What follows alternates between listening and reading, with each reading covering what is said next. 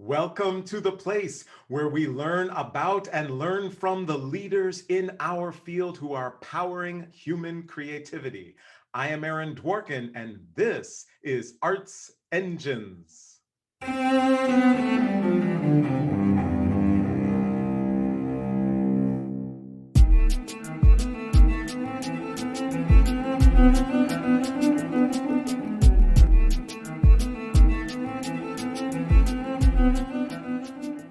Thanks again for joining me here on Arts Engines. Today's guest is Harold Brown, who serves as Chief Diversity and Inclusion Officer of the Cincinnati Symphony Orchestra. Harold, welcome to the show.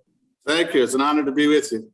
So I am so excited to be talking with you. Of course, in just, this past year and a half, there's been so much movement in our field, in the arts field overall, as it relates to DE&I. But still, chief diversity officers are very rare, even though they've existed in, private companies, Fortune 500 for decades and longer. This is very new. And I think your appointment was certainly the first for the CSO and potentially the first for any major American orchestra. So I would love to just talk about this whole role of a chief diversity officer. If you were to kind of sum it up in a brief way, how would you describe this role for an orchestra, or for that matter, any major arts organization? Yes, again, thank you very much for having me on today. You're right, this is the first ever Chief Diversity and Inclusion Officer for the Cincinnati Symphony Orchestra, and there are just a handful that I'm aware of across the country. But essentially, my job is to help develop, guide, shepherd, lead all of our DE&I initiatives across the entire organization, including the staff, also the orchestra, our volunteers, work with our audiences across the entire organization. And importantly, this role reports directly to the CEO, which gives me a lot of ability to work across the entire organization with a measure of influence. Awesome. No, and I think, and that's of course something that's really key. I've seen some organizations, they're like, oh, we should do something with diversity. They kind of create a position that isn't necessarily very well resourced and doesn't have that direct report to the CEO, which carries so much ability and power. So it's so great to see that. And of course, it is no surprise with the CSO and some of the wonderful, incredible work that it's done over the years. One of our great creative partners here at Arts Engines, and who helped us to really co-curate this show to help kind of share. And one of my hopes is with our discussion today that a lot of orchestras who may not have this role will think to themselves, we need to get about it and see how this is critically important. And those that do, to say, maybe here are some ways we can evolve it. So kind of looking at the role itself, are there kind of components that you see to it that are kind of necessary? Do you see, human resource and who's in staffing? Are you looking at kind of artistically what's happening and or repertoire performed? Do you look at suppliers or things like that, like a lot of, for-profit companies, or just kind of wondering, how do you view it? Are there any kind of major pockets that you feel, here are these key, significant areas that I feel the responsibility to look at? Yes, the short answer is yes. Yes, all of the above. I'm not from the field per se. I'm not a classically trained musician, nor have I worked in an orchestra before, but I've always done equity-focused work with organizations from the inside, as well as working in whatever their mission is with outside partners or around goals and objectives as we work with another kind of entity in the organization or in the community. But what I have spent these first 10 months on the job doing in large part is a deep dive into the inner workings of the orchestra, the entire orchestra and the organization, and particularly around our DE&I work, because the cabinet was not bare when I arrived, especially with this CEO who's been here about 4.5 years. He led our efforts to build into the strategic plan that was first developed about 3 years ago, a major thrust around DE&I. So my job and what we've been doing is focusing that work and really honing in on what we want to accomplish. And essentially there's 3 big areas of focus. One is overall diversity of the organization, the diversity in all of its forms, in the orchestra, in the staff, volunteers, our audiences, just diversity. We want to be representative of our community, and we want to be really fulfilling our vision, which is to be the most relevant orchestra in America, which I absolutely love. And you can't do that unless you are representative of all of those in your community. The second big area is an inclusive. Well, you want to? Oh, sorry. I was just gonna before sure. we get to that second area, because this is so great. And I also love the relevance piece. So important. It's been one of our big focuses that we've had at the University of Michigan School of Music, Theater, and Dance. And thinking about that relevance as times in our communities change and our field changes around us. When you look at kind of that everything you already mentioned, staff and the orchestra, et cetera, so far, kind of just in these 10 months, do you feel like there's an area that you feel, you know what, this is the toughest area? In other words, this is the one where I think just either because of the complexity or the nature of it, this aspect of that kind of diversity, human resource piece is really the biggest challenge where we need to put a lot of focus. Has that arisen at all? Without question, it's who's on stage. And so the most important and the most obvious aspect of diversity is who is on stage when you go to a concert. And I think it's the most difficult to change and to evolve. We have one African-American musician in our orchestra, and he's been here since 1975. So we really have a lot of work to do. We have a lot of openings coming up. And so we're really doubling down on our recruiting and making sure that we are doing everything we can to be more representative of the community that we serve. But that, to me, is the most difficult challenge, diversifying the organization. And we have some strategies that we're pursuing and some things in place, and some new ideas that we're going to pursue. For each of these areas, though, we do have a set of goals and measures so that we can really focus our activities. We're not trying to just do everything. We realize there are limits around our capacity and our focus. So really trying to hone in on that. But that's the difficult one. The audience is also a challenge, making sure that we have a diverse audience, given what's going on demographically in our country. We better begin to work with our community in terms of who comes and who supports the orchestra.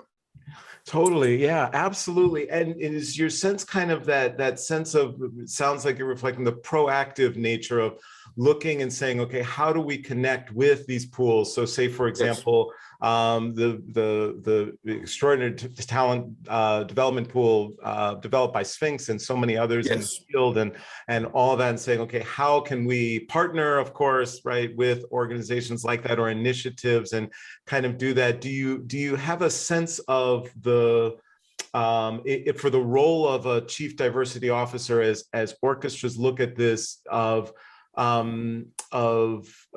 kind of a proactivity of how do we go about solving this? How do we build these initiatives to do this?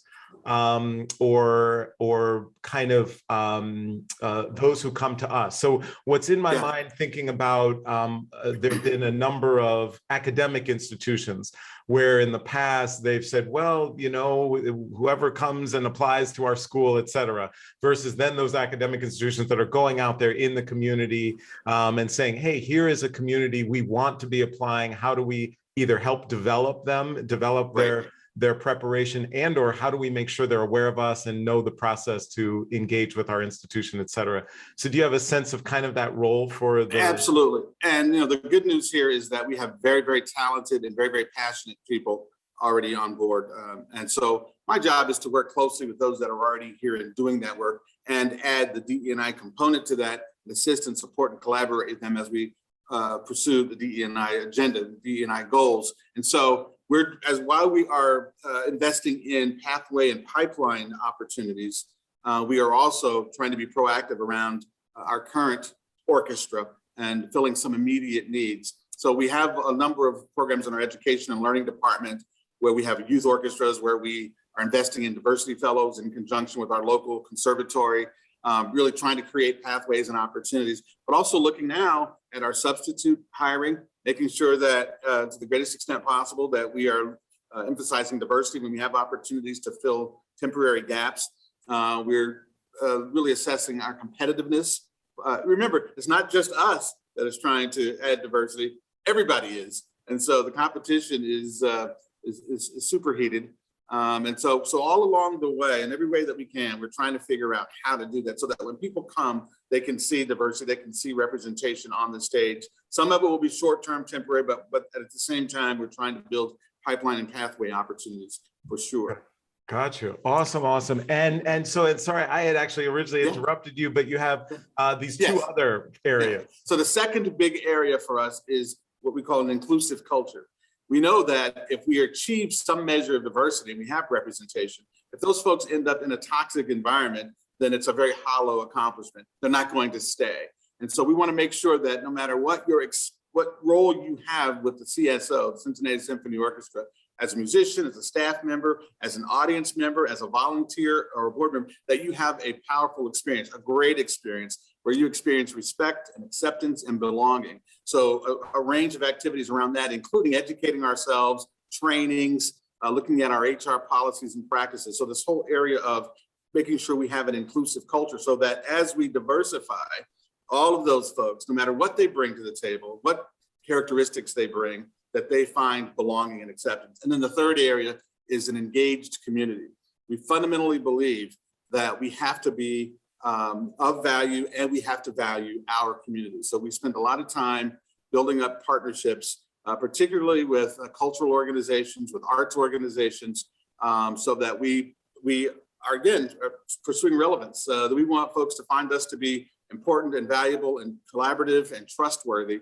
And so partnership development, investing in other arts organizations, especially those that are BIPOC led or focused, is a big part of that. So those three things: overall diversity, an inclusive culture, and an engaged community, sort of is the big picture as we pursue this vision of being the most relevant orchestra in America.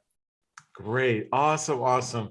And so unfortunately, we are just about out of time, but I always like to ask of my guests, especially in the DE&I work, there can definitely be some challenges, frustrations, there's pushback, et cetera.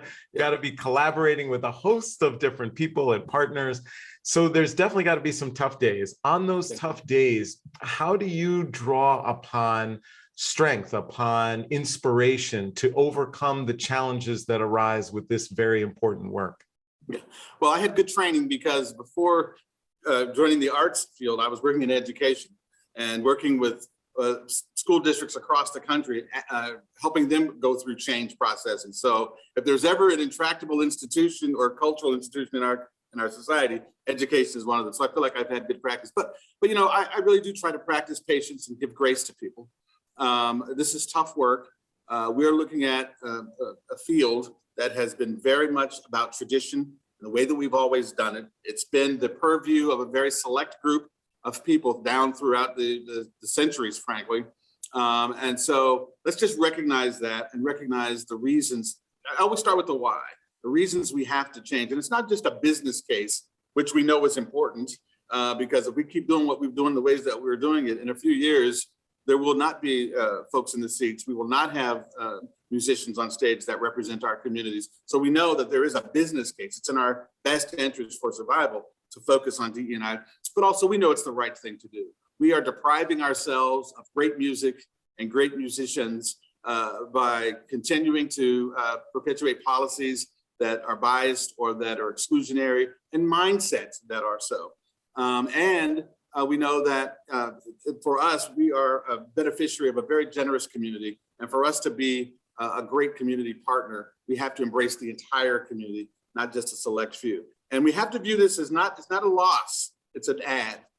Folks don't need to be worried about the traditional repertoire or the experiences that they have. We're not trying to take away anything. That's powerful, that's important, that's our cornerstone, but we have to add to that and appeal to a broader, more diverse group of folks in our communities. So it's very exciting. I'm highly motivated, and I think our organization is primed to really make incredible progress on this front.